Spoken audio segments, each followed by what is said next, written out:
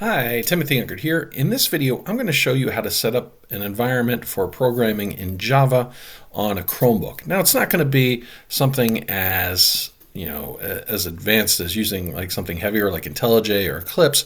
We're not going to use a full-blown IDE. We'll use VS Code with some plugins, and I'm going to set it up with Amazon Corretto, their version of Java, but you can also install other versions of Java as well.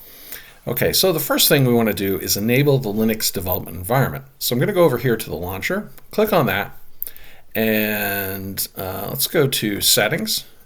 Okay, and if I scroll down on the left here and go to About Chrome OS, and I go down a little bit, I see Linux development environment. I'll click Setup. This wizard will pop up. I'm going to click Next. It's going to give me a username, which I believe is based off your email, and a recommended disk size. You can change the recommended disk size at a later point. If you want to change your username, I'd probably do it now. And I'm going to click Install. And I'm going to let that run on through, and I'll come on back once that's done. Okay, and we get this little notice here once this terminal pops up. It says to provide a more graphical user experience in Crostini, the GPU rendering driver. Virgil has been disabled by default. Hope that's how you say it. So this is a little bit of a new message for environments Chrome OS version 131 and higher. And you can enable it by visiting Chrome flags Crostini GPU support. Anyway, so that's a new message. I'm going to expand this terminal here and increase the font size so you can see a little bit more about what I'm doing. And I'll just clear that out. And what I'm going to type in is sudo apt-get update, and then 2 ampersands for and, sudo apt-get dis-upgrade with the -y flag to answer yes, I believe, to any additional storage that this would take. So I'm going to run that, let that run through. And then I'll make sure that all my packages are up to date. You'll notice there, if you're running this through, it says setting up Python 3.11. So you do have Python installed when you enable Linux like this, so you can start using Python with VS Code as well. Let me know in the comments if you're interested in another video on that.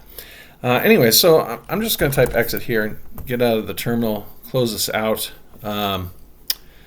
If you use the terminal a lot, like if I go here to the launcher, and I should be able to go down to Linux apps, you can right click and pin it to the shelf.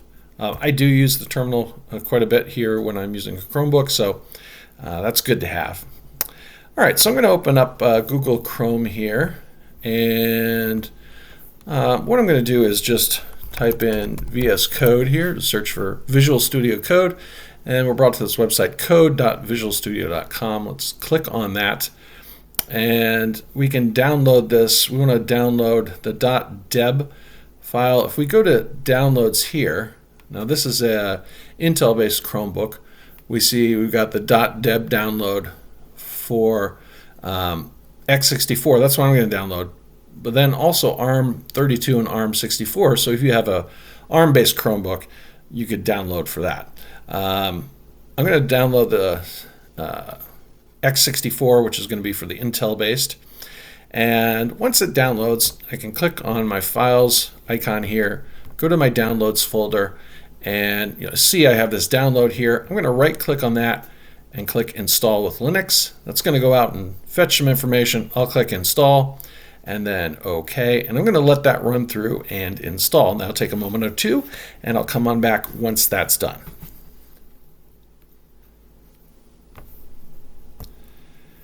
Okay, and after 30 seconds or a minute or so, maybe a couple of minutes, depends on your speed, you can go down to the launcher here, and you'll see in your Linux apps, you should see the little VS Code icon here. If you don't see it, you can search for Visual Studio Code. You'll see I have it pinned here because I've installed it before. I don't want to uninstall it. What I want to do is I'll just show you how to pin it. So I'm going to unpin it, and then if you want to pin it, you just go down here to your icons, right click, and then pin to shelf, and there you go. Close this out, and if you want to open up VS Code, just click on it, Okay, so VS Code will open. It's got this setup here. I'm just going to mark this as done. And we can begin to start to use VS Code, but we need to have a JDK to be able to program in Java. So let's go back to our browser here. Let's open up a new tab. I'm going to search for Amazon Corretto. So it's C-O-R-R-E-T-T-O. Hit enter. And we see this Open JDK Download Corretto. Let's click on that. And let me just move this. This is my cookie preferences here. I'm just going to accept. Okay. They have someone you can speak to here. But it says download Corretto. It gives you a bunch of different versions here. You notice Corretto 23 is non-long-term support. So Corretto 21, I think, is the latest long-term support. And that might be different the time you watch this video. If you watch it from a year from now, you'll have different versions, or a couple of years from now. So we'll click on this, and so you have Linux x64. You want the .deb file. If you're an ARM-based Chromebook, let's see, did I have something for that? There's a bunch of different downloads here. So it may be different for ARM-based Chromebook. This one's an Intel-based, so I can speak to that. I'm going to click on this .deb file to download it. And then once it's downloaded, we'll go to the Downloads folder. You see Java 21, Amazon Corretto, JDK with a bunch of numbers here. I'm going to right-click and click Install with Linux. It's going to, again, go out and fetch some information.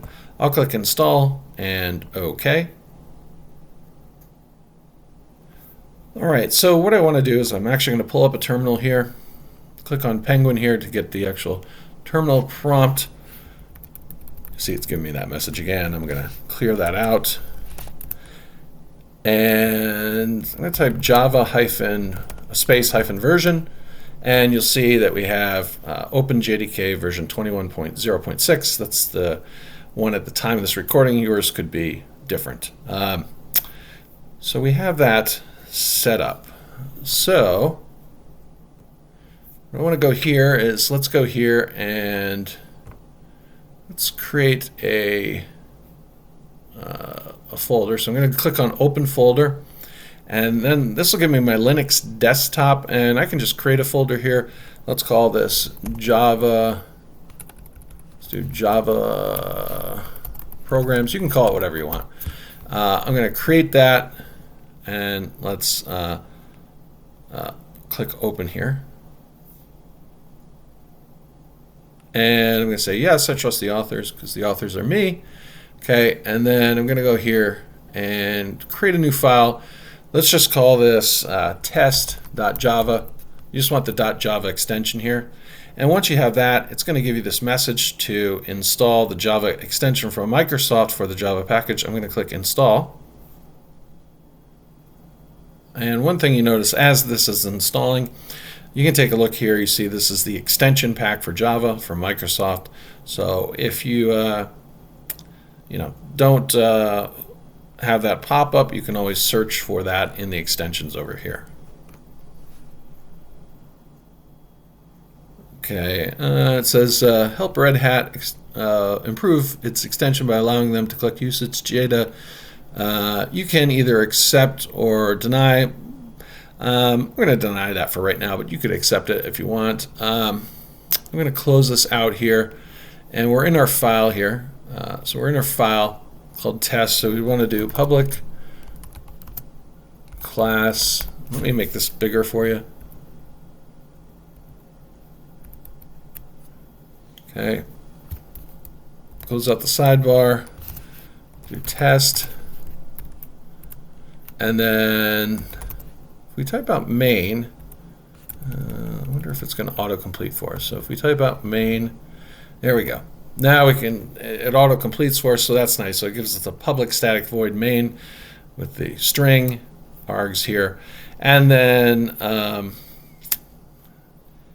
see if I do, I'm trying to remember the shortcut. So yeah, S out. So if I do S out and hit tab, that gives me the system.out.println shortcut, and then I can type something like hello world. Okay, and let me move this down here.